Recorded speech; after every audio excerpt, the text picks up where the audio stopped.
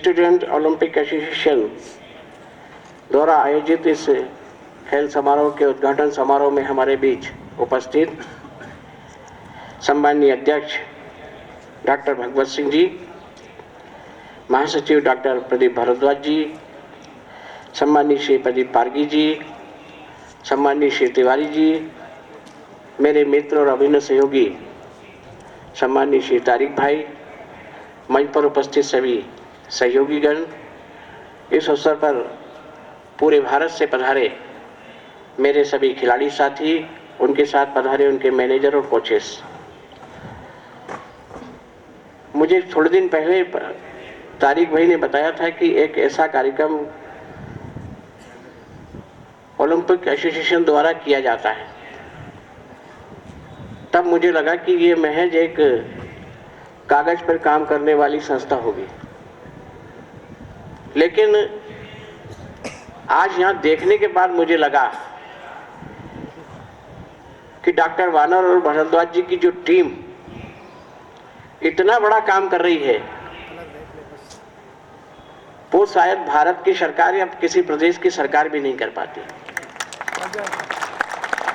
क्योंकि मैं खुद शिक्षा से जुड़ा हूँ और मध्य प्रदेश का स्कूल स्पोर्ट्स मेरे पास ही है, कॉलेज स्पोर्ट्स भी मेरे पास रहा, लेकिन हमारे यहाँ स्कूलों में जो स्पोर्ट्स की व्यवस्था है वो 9वीं के बाद से है, 9th के बाद से है। और चाइना और जापान इसलिए हमसे आगे बढ़ गए क्योंकि उन्होंने बच्चों को 4 साल 5 साल की उम्र से खेल खिलाना शुरू किया, उस हिसाब से उनको ट्रेन करना शुरू कर दिया।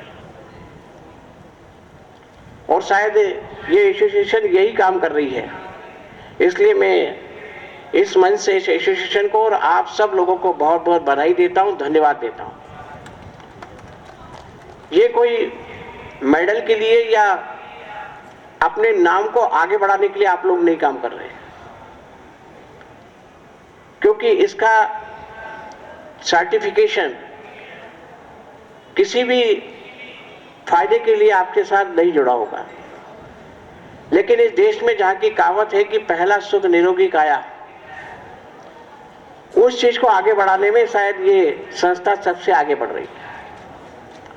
दूसरा, संस्था काम कर रही है नशे को दूर करने के लिए और बेटी को बचाने के लिए। ये मध्य प्रदेश तो वो राज्य है जिसने बेटी बचाने के अभियान को 2004 से शुरू किया। मध्य प्रदेश के मुख्यमंत्री जी ने सबसे पहले लाडली लक्ष्मी जैसी योजना की शुरुआत की थी, जिसको कि आज पूरा हिंदुस्तान कहीं न कहीं अपना रहा। ऐसे दृष्टिकोण में आज इस संस्था द्वारा जो काम किए जा रहे हैं वो अभिनव है। और डॉक्टर वानर से और प्रदीप जी से मैं यही निवेदन करता हूं कि मुझे भी अपना सदस्य बनाए, उसके लिए क्या करना पड़ेगा मुझे जरूर से बताएं, क्योंकि मैं आपके साथ जुड़कर कहीं से कम अपनी कुछ गलतियों को पूरा कर पाऊंगा।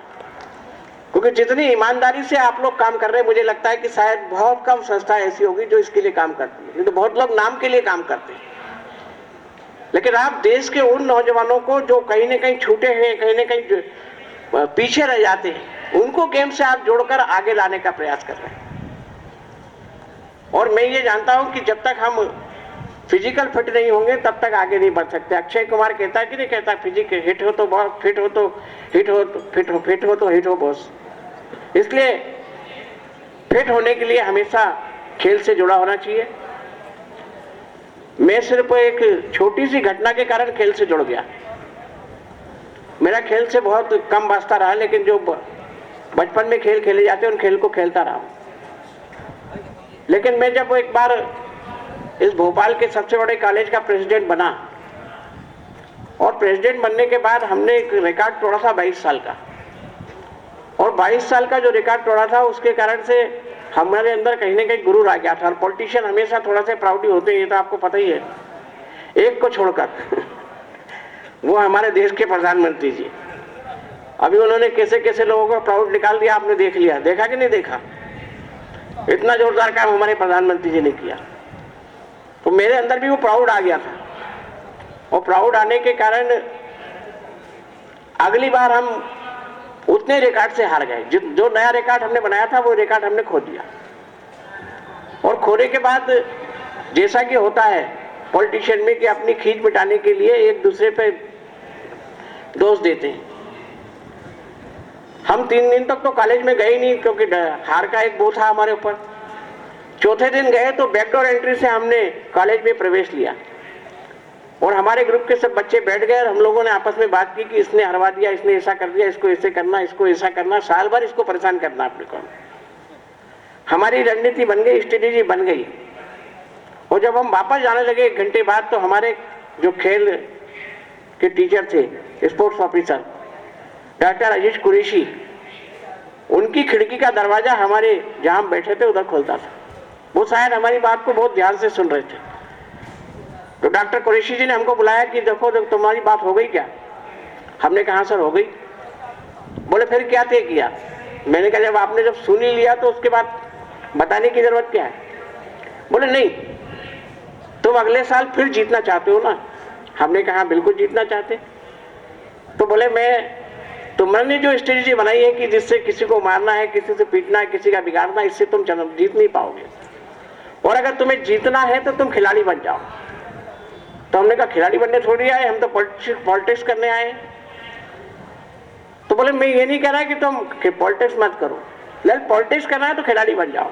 तो मैंने कहा खिलाड़ी बनने से हमें क्या फायदा मिलेगा? बोले खिलाड़ी क्या करता है हारने के बाद? हमने कहा हारने के बाद वो प्रैक्टिस करता है। बोले बस मैं तुमसे यही कह रहा कि तुम प्रैक्टिस शुरू कर दो, अच्छे काम की प्रैक्टिस शुरू कर दो, तुम कभी नहीं जीतोगे, कभी नहीं हारोगे। और हमने उनके उस मूल मंत्र को अपना लिया और उसी के कारण से अगली बार हम फिर चुनाव जीत गए। इसलिए मैं कहता हूं कि प्रैक्टिस का जो मूल मंत्र उन्होंने दिया था मैंने अपनी जिंदगी में अपनाया और मैं लगातार 3rd टाइम एमएलए बन के आया हूं और ऐसी सीट से बन के आया हूं जहां दोबारा कोई नहीं जीता। एक बार जीतने के बाद उस सीट का रिकॉर्ड है कि दोबारा कोई नहीं जीता, लेकिन मैं तीसरी बार जीत के आ गया। और उस जीत का कारण यह है कि मुझे कोई नशा भी नहीं है और नशा नहीं करता हूं, इसलिए मेरी स्पीड ज्यादा है, मेरा दिमाग ज्यादा चलता है, मैं तेज गति से काम कर लेता हूं। इसलिए मैं कहता हूं कि नशे से दूर रहना, खेल से जुड़कर, जैसे प्रधानमंत्री जी ने कहा कि 4 बार मैदान में पसीना बहाओ, वो आप कर ही रहो खेल से जुड़कर। और इसके अलावा बेटी बचाने का जो संकल्प है, उस संकल्प के साथ ये संस्था वाकई में बहुत उत्कृष्ट कार्य कर रही। मैं इस संस्था को मध्य प्रदेश के मंच से बहुत बहुत स्वागत करता हूँ, अभिनंदन करता हूँ। और आने वाले समय में इस संस्था का एक सहयोगी के रूप में काम करते हुए ये विश्वास दिलाता हूँ कि मध्य प्रदेश में जब भी आपको आवश्यकता पड़ेगी, हम आपकी जो सहयोग हो सकता है वो सहयोग करने का प्रयत्न करेंगे। क्योंकि मध्य प्रदेश वो प्रदेश है जहाँ पर आज एग्रीकल्चर ग्रोथ रेट वर्ल्ड का सबसे हाई है। हमारा 24% है, जो वर्ल्ड में सबसे हाईएस्ट है। हमारी जीडीपी जो है वो आज लगातार डबल डिजिट में 10 साल से है। ऐसे दृष्टिकोण में मध्य प्रदेश के इस धरा पर मैं आप सब लोगों का बहुत बहुत अभिनंदन करता हूं, इस आशा विश्वास के साथ कि ये मेडल, ये जो खेल है जिसमें फुटबॉल जैसा खेल है, बॉक्सिंग जैसा खेल है, ये दोनों खेल बहुत लोकप्रिय खेलों में मुझे आता है, बल्कि शुमार है। इस खेल के माध्यम से आप इस भारत भूमि की सेवा अवश्य करेंगे। और इस संस्था का जो मूल मंत्र है, जिसमें आपको फिजिकल फिटनेस के साथ साथ, जिसके साथ आजकल नई पीढ़ी जुड़ रही है कहीं न कहीं नशे से, उससे दूर रहने का भी संकल्प दिलाया जाता है। ऐसे दृष्टिकोण में आप इस देश का नेतृत्व, इस देश के खेल का नेतृत्व हमेशा उच्च मापदंड के साथ करेंगे। बहुत बहुत धन्यवाद। जय हिंद, जय भारत।